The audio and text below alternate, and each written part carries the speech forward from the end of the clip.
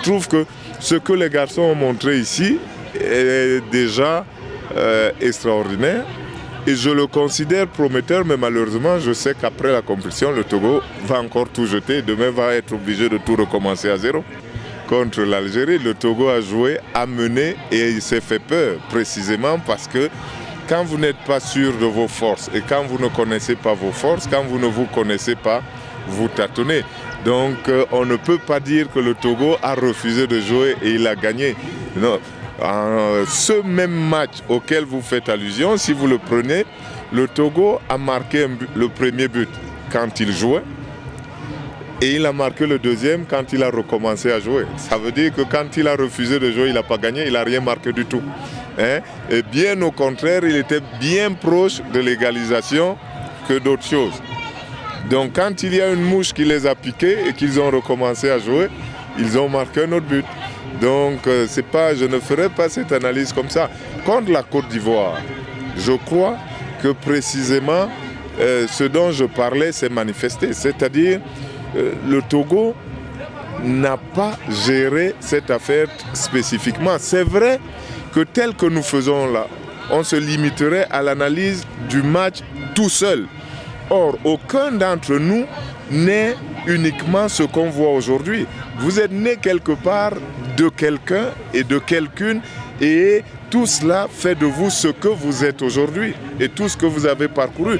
Donc ce que je peux voir le jour du match dépend de ce qu'ils ont vécu à l'hôtel, la veille, une semaine avant, 2 semaines, 2 mois avant peut-être.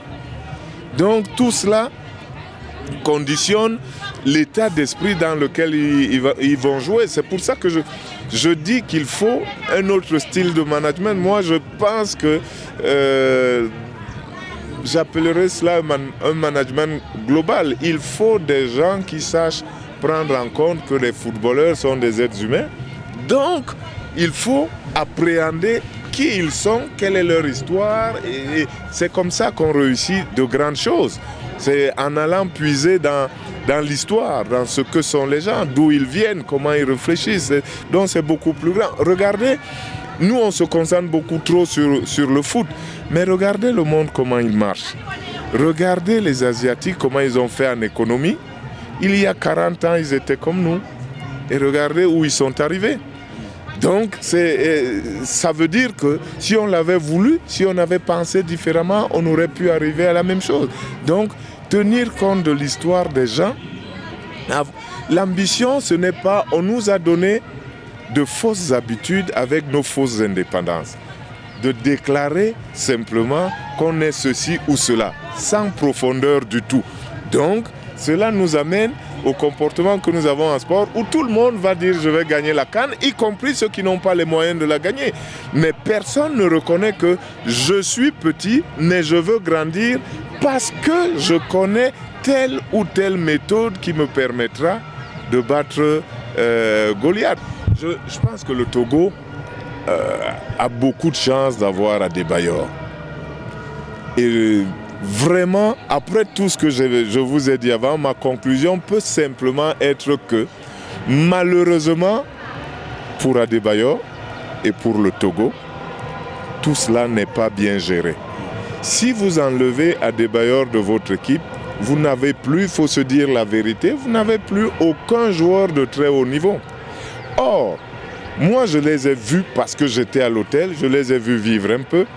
Et je suis convaincu qu'Adebayor est totalement au service du Togo. Mais il y a l'autre erreur qui arrive beaucoup en Afrique, c'est qu'on a tendance à laisser ces joueurs-là, à leur laisser la responsabilité de gérer beaucoup de choses.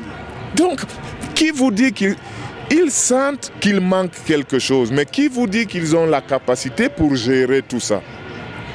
Donc du coup, ils ne sont plus simplement joueurs, vous les rendez dirigeants et managers et forcément il y a quelque chose qui ne va pas. Donc moi, il faut chercher dans l'encadrement des gens capables d'encadrer, de manager tout cela, c'est tout. C'est aussi simple que ça.